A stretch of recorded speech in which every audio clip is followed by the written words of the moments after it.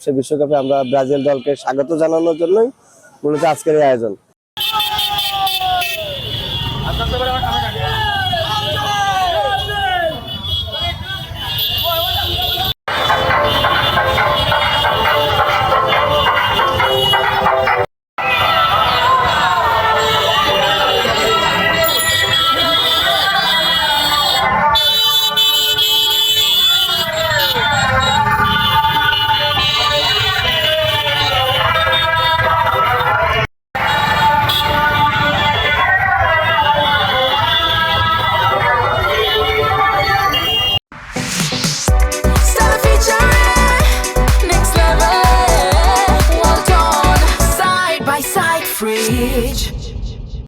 সে বিশ্বকাপে আমরা ব্রাজিল দলকে স্বাগত জানানোর জন্যই মূলত আজকের এই আয়োজন।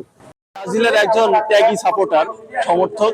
আমাদের এই বিশ্বকাপটা তখনই সুন্দর হবে তখন সকল ভক্ত সমর্থক গোষ্ঠী, সকল দল সুন্দরভাবে এই আয়োজনটাকে সম্পন্ন করতে পারে। আর আমাদের ঝিনাইদহ জেলাতে ব্রাজিলের বিপুল সংখ্যক সমর্থক গোষ্ঠী রয়েছে।